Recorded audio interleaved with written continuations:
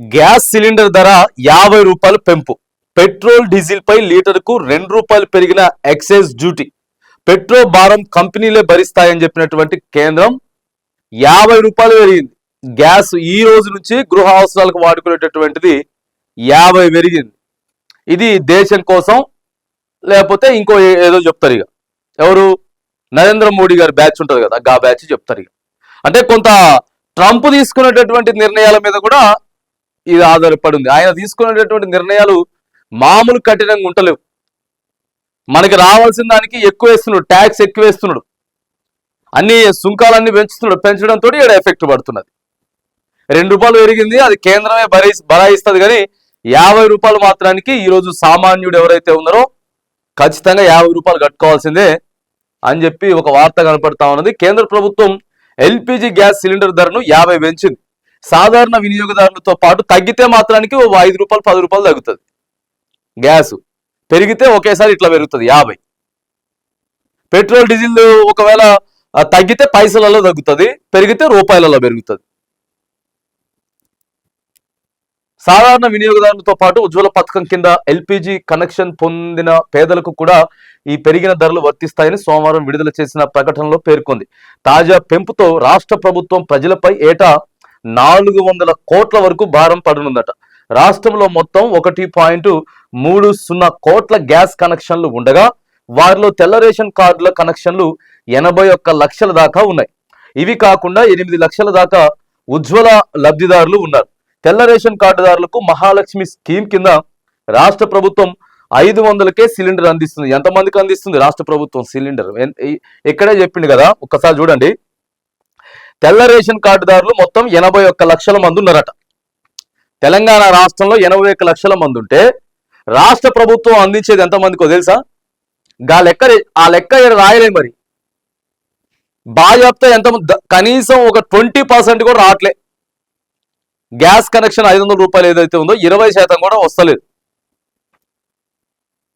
Scheme కింద ఇక 500 కేసీఆర్ అందిస్తున్నది, 500కే సిలిండర్ అందిస్తుంది. ఉజ్వల స్కీమ్ కింద కేంద్రం ఒక్కొక్క కనెక్షన్ పై 200 చొప్పున సబ్సిడీ ఇస్తున్నది. ఈ సబ్సిడీ కొన్ని పైసలు పడతాయని చెప్తారు కదా అకౌంట్లో పైసలు. సో వాళ్ళు కూడా 50 రూపాయలు కట్టాల్సిందేనట. కట్టాల్సిందే. 2వ పేజీలో కూడా ఉన్నది వార్త, ఒకసారి చూద్దాం. ఇంకో గ్యాస్ సిలిండర్ పై ఇక ఈ పెంపుతో 14.2 కిలోల ఎల్పిజి సిలిండర్ ధర సాధారణ వినియోగదారులకు 803 నుంచి 853కు పెరిగినట్లయింది. రాష్ట్రానికి వచ్చేసరికి రవాణా ఛార్జీలతో కలిపి ఒక్కో సిలిండర్ 905కు చేరనుంది. కాగా ఏటా ప్రతి కుటుంబం సగటున 6 సిలిండర్ల చొప్పున వినియోగిస్తారని భావించిన మహాలక్ష్మి వినియోగదారుల రూపంలో రాష్ట్ర సర్కార్ ఏటా సుమారు 240 కోట్ల దాకా అదనంగా భరించాల్సి ఉంటుంది. ఇక మిగిలిన 49 లక్షల మంది లబ్ధిదారులపై ఏటా 150 కోట్ల భారం పడనుంది. పెట్రోల్ డీజిల్ ధరల పెంపు. పెట్రోల్ డీజిల్ పై లీటర్కు 2 చొప్పున ఎక్సైజ్ డ్యూటీని కేంద్ర ప్రభుత్వం పెంచింది. అయితే పెరిగిన ఎక్సైజ్ డ్యూటీ భారం వినియోగదారులపై పడదని, కంపెనీలే చెల్లిస్తాయని కేంద్రం ప్రకటించిందట. పెట్రోల్ డీజిల్ ధరల్లో ఎటువంటి మార్పు ఉండదు. ఇవి ఏప్రిల్ 8 నుంచి అమల్లోకి వస్తాయి. తాజా పెంపుతో పెట్రోల్ పై ప్రత్యేక అదనపు ఎక్సైజ్ సుంకం లీటర్కు 11 నుంచి 13కి, డీజిల్ పై 8 నుంచి 10కి పెరిగిందట. దీంతో కేంద్ర ప్రభుత్వం పెట్రోల్ పై విధించే మొత్తం పన్నులు లీటర్కు 19.9 నుంచి 21.9కి చేరిందట. సో ఇవన్నీ కంపెనీలే పెట్టుకుంటాయట.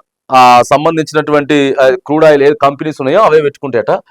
సో ఇవన్నీ ఎంత పెరిగింది, ఏం పెరిగింది అనేది ప్రధానంగా అన్ని దినపత్రికలలో కూడా మనకి ఇదే కనపడతా ఉన్నది.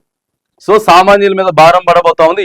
ఈనాడులో వంట గ్యాస్ సిలిండర్ పై 50 పెంపు. హైదరాబాద్ లో 905కు చేరిన ధర. గృహ అవసరాలకు వినియోగించే వంట గ్యాస్ సిలిండర్ ధరను కేంద్ర ప్రభుత్వం సోమవారం 50 చొప్పున పెంచింది. పెరిగిన ధరలు మంగళవారం నుంచి అమల్లోకి రానున్నాయి. దీంతో రాష్ట్రంలో అటు సామాన్య వినియోగదారులు, ఇటు రాష్ట్ర ప్రభుత్వంపై కలిసి ప్రతి నెల 71 కోట్ల రూపాయలు భారం పడనుందట. రాష్ట్రంలో వినియోగదారులు నెలకు దాదాపు 1 కోటి వరకు సిలిండర్లు కొనుగోలు చేస్తున్నారు. దీంతో వారిపై ప్రత్యక్షంగా 50 కోట్ల అదనపు భారం పడనుంది అని చెప్పి చెప్తా ఉన్నారు. ఇట్లా సామాన్యుల మీద భారం వేసేది. ఇప్పటికే గ్యాసు మామూలుగా కాదు, ఇక 1000 చేస్తారు దీన్ని చిన్నగా 2028 మళ్ళీ ఎన్నికలు వచ్చేసరికి 1000 రూపాయలు రౌండ్ ఫిగర్ చేసి కూర్చుంటారు అనమాట. ఈ సిల్లర్ గిల్లర్లు ఎందుకులే అని చెప్పేసి ఏమన్నా అడిగితే ఇదంతా కూడా ఇక ఇదే చెప్తారు కదా, వేరే ముచ్చట్లు డైవర్ట్ చేసేటట్టు ముచ్చట్లు చెప్తారు బీజేపీ వాళ్ళు.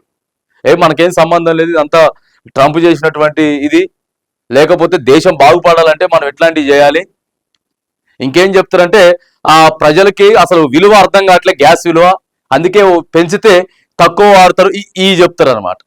ఈ పనికిరాని ముచ్చట్లు మొత్తం బీజేపీ వాళ్ళు చెప్పేటటువంటి ముచ్చట్లు.